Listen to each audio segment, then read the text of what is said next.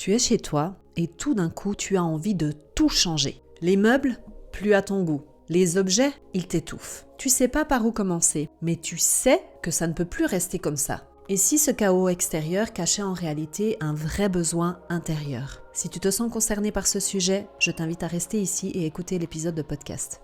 Hello toi et bienvenue sur mon podcast. Je suis Anna Alice et ici on prend un moment pour arrêter le temps, respirer et se reconnecter avec soi-même.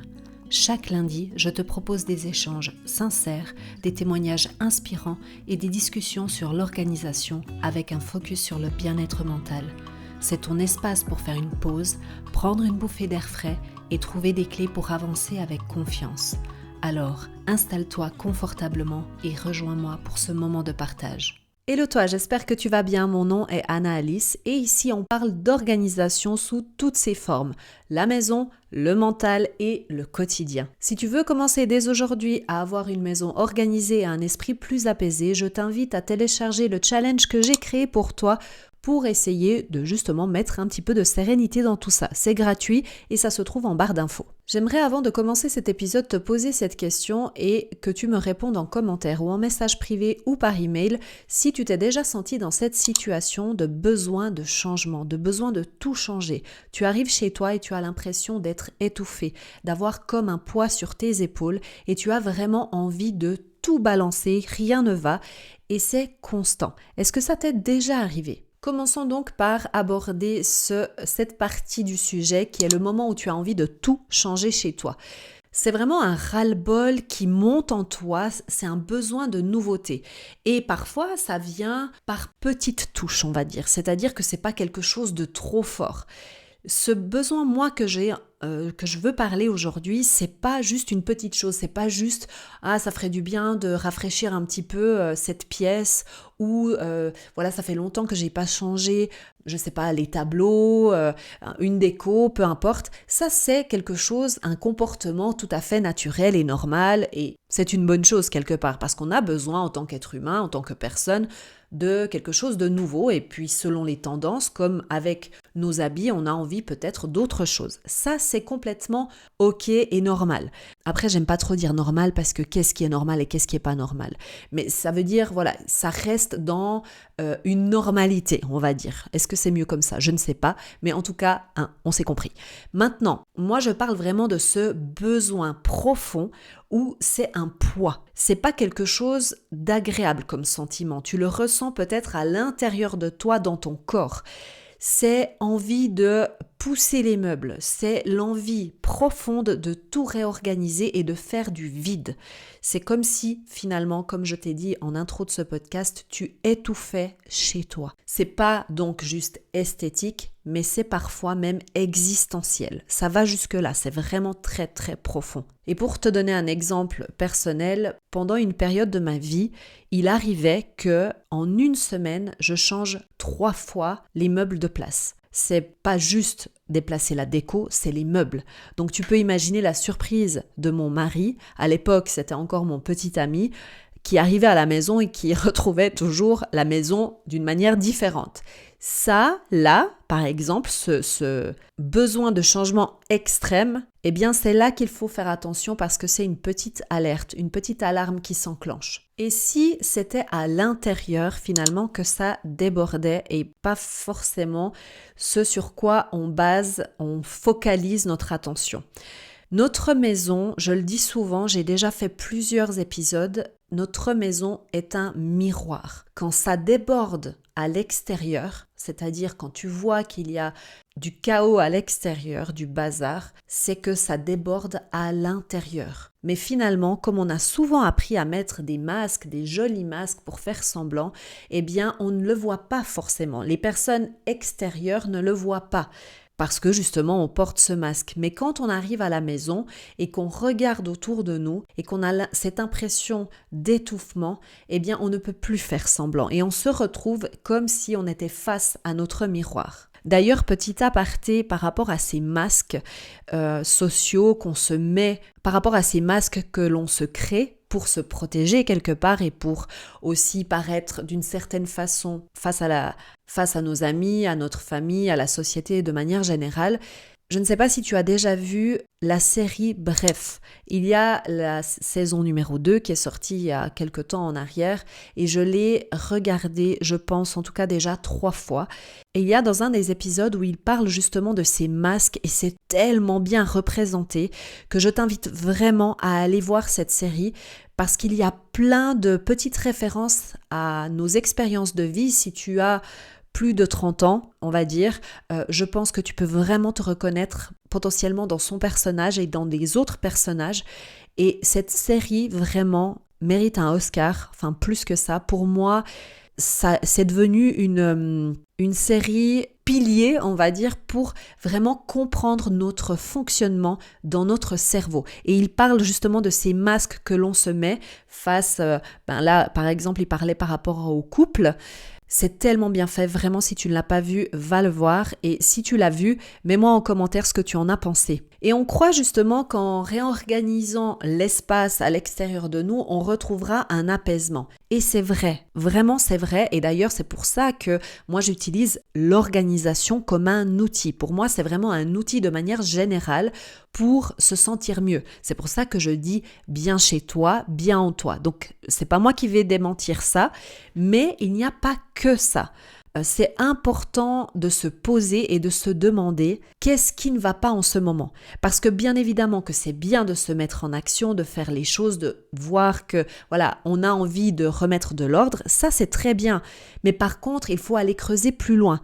Pourquoi est-ce que c'est arrivé à ce stade-là et qu'est-ce qui se passe en nous qui fait que c'est arrivé à ce stade-là? Car parfois le vrai désordre c'est dans la vie et pas dans ton salon. Et maintenant, on va parler de ce fameux lien entre le désordre, les émotions et le besoin de clarté.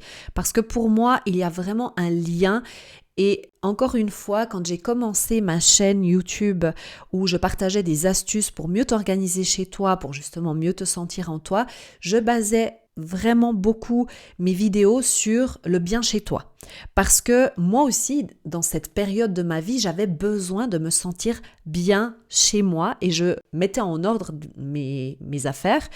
Et quand je découvrais des choses qui m'aidaient, qui me faisaient gagner du temps, eh bien je les partageais en vidéo. Mais j'ai toujours compris que finalement, ce lien était très important. Mais je ne l'avais pas encore exprimé vraiment de la façon dont je l'exprime aujourd'hui à travers ce podcast. Parce que pour moi, l'ordre ou le désordre, il faut vraiment aller chercher plus loin.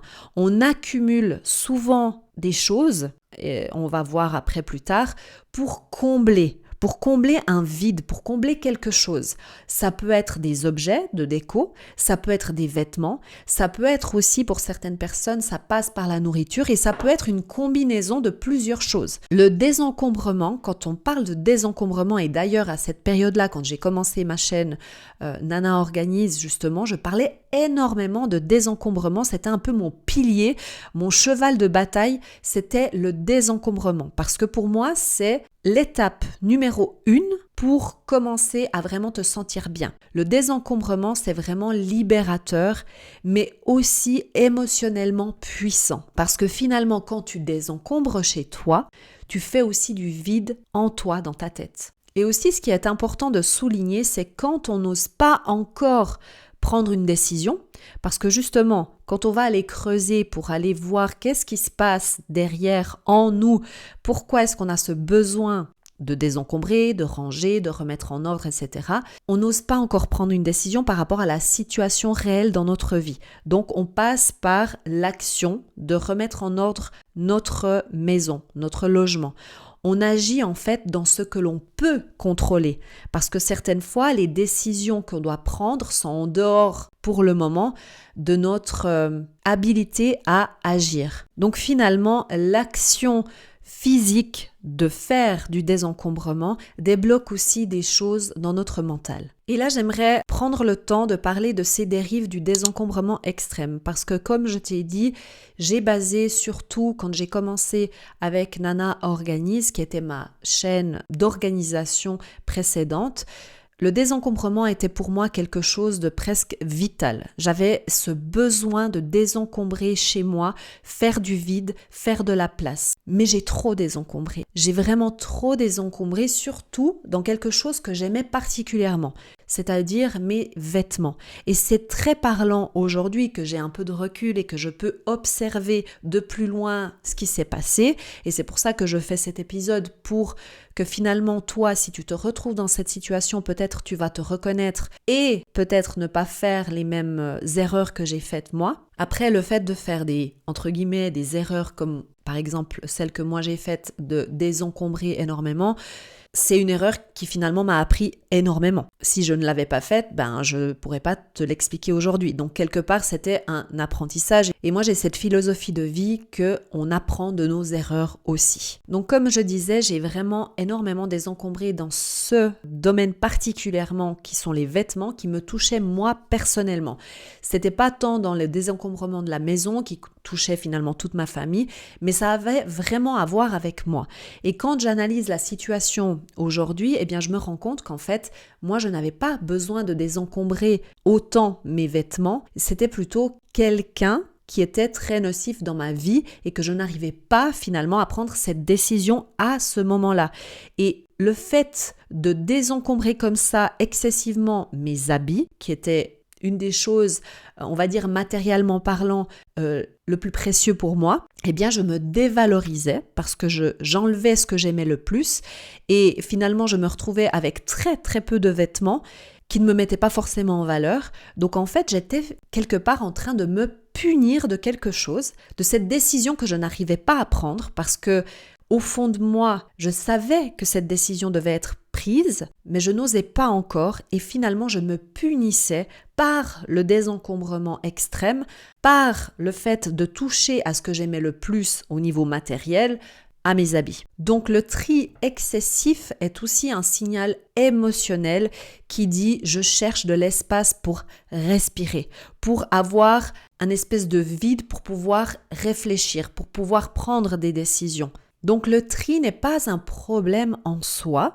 le tri est sain, le tri est bon à partir du moment où il n'est pas excessif, où il ne vient pas hanter finalement tes pensées, où vraiment c'est presque compulsif de devoir désencombrer. Et pour la petite histoire aussi, pour compléter un peu tout ça, quand je suis venue en Suisse, donc le désencombrement vraiment extrême était plutôt quand j'étais encore en Angleterre. Il faut savoir que j'ai habité pendant plus de 10 ans en Angleterre et quand je suis revenue avec ma famille en Suisse, m'installer en Suisse, j'allais dire arrêter, mais en tout cas vraiment diminuer le désencombrement. Ça s'est un petit peu apaisé et j'ai voulu justement de nouveau remplir mes armoires parce que j'avais vraiment clairement... Alors, on exagère souvent ça, mais là, pour le coup, c'est vrai. J'avais même plus des habits basiques. J'avais les basiques qui me manquaient. J'ai eu l'aide d'une conseillère en images, qui m'a aidée et quand elle est venue voir physiquement mon dressing, elle m'a dit « mais il te manque même les habits de base ». Donc, c'est vraiment reconstruire. Je me reconstruisais au fur et à mesure que je reconstruisais ma garde-robe. Alors oui, ça peut paraître futile et très... matériel de dire ça, mais c'était la réalité dans les faits, en action. C'était comme ça que je pouvais voir que finalement j'avais besoin de me reconstruire moi à l'intérieur. Donc peut-être qu'avec cette vidéo, avec le titre de cette vidéo, tu t'es dit que j'allais te donner plein de conseils pour savoir par où commencer pour finalement remettre de l'ordre chez toi, tout changer, etc. Alors que tu te rends bien compte que finalement, ce n'est pas vraiment ça. Mais c'est vrai qu'il faut bien se mettre quand même en action à un certain moment et commencer quelque part. Donc, justement, c'est ça que j'aimerais un petit peu voir avec toi, par où je te recommande de commencer pour amorcer ce changement chez toi, parce que si tu le ressens, c'est qu'il y a quelque chose derrière. Et surtout, j'ai envie que ça soit un changement qui soit durable et pas quelque chose qui soit de compulsif. Donc déjà, même si tu as envie de tout changer chez toi et que tu sens vraiment que c'est la bonne chose à faire, écoute-moi, c'est mieux pas de tout changer d'un coup. Déjà, financièrement, c'est très pesant. Et même si tu peux financièrement, c'est pas une bonne idée parce que, crois-moi, tu as bien entendu ce que je t'ai dit avant, j'ai fait du désencombrement très extrême et ce n'est jamais une bonne idée. Donc on va commencer petit. Un tiroir, une pièce, un coin qui vraiment, quand tu le regardes, tu te dis vraiment, il faut que je fasse quelque chose. Donc note-le, mets par exemple un chiffre. Le chiffre 1, c'est celui que vraiment tu n'en peux plus de le voir comme ça. Le chiffre 2, c'est celui que tu peux plus, mais voilà, il est en deuxième position, etc. Pour donner un ordre aussi et ne pas commencer à aller dans tous les sens. Il faut aussi accepter que finalement, le changement intérieur se fait parfois à travers l'action. Comme je t'ai dit avant, le fait de te mettre en action, de commencer à faire quelque chose, c'est pour ça que je ne vais pas te dire non, pose-toi, réfléchis sur toi, sur ta vie, sur les choses que tu as envie de changer. Bien évidemment que c'est important. Mais je pense réellement qu'en te mettant en action, en commençant à organiser ce fameux tiroir qui te dérange parce qu'à chaque fois que tu passes devant ou que tu l'ouvres, eh bien, tu as les poils qui s'hérissent, eh bien, ça va vraiment te permettre concrètement de aussi en toi, c'est comme si tu rangeais aussi ce tiroir à l'intérieur de toi, si tu vois ce que je veux dire. Donc, on va vraiment utiliser l'organisation comme un outil de recentrage et non pour finalement s'enfuir, comme une fuite. Et justement, je t'invite vraiment à aller télécharger le challenge que je t'ai proposé en début de cette vidéo parce que, effectivement, ce challenge, je l'ai pensé d'une manière très douce. Donc, tu vas pas commencer à désencombrer toute ta maison d'un coup et puis te retrouver avec du bazar partout dehors et puis te décourager parce que tu es trop fatigué pour tout remettre en place. Donc, vraiment, ce challenge t'encourage petit à petit à aller mettre, on va dire, de l'ordre chez toi, mais aussi tu verras dans ce challenge, je te pose des questions pour te poser pour toi et c'est ce que je te conseille de faire. C'est pour ça que je te donne pas plus de conseils ici parce que le but c'est pas non plus que je fasse des épisodes de podcast toujours en te disant voilà l'étape numéro 1, l'étape numéro 2, non, c'est pas ça. Mais par contre, voilà, si j'ai des outils qui peuvent te permettre de créer cette réaction, cette action et aussi de finalement créer quelque chose à l'intérieur de toi, c'est ce qui compte. Voilà, cette vidéo est à présent terminée. Si ça t'a plu, n'oublie pas de mettre un pouce en l'air, comme ça m'indique que tu as apprécié ce sujet et je pourrai continuer à faire plus de contenu à ce propos. Et n'oublie pas de t'abonner aussi à cette chaîne pour apporter ton soutien à ma chaîne La Casa Bloom. C'est vraiment très apprécié, je t'en remercie. Je te dis à bientôt. N'oublie pas de suivre tes rêves car ils connaissent le chemin. Bye!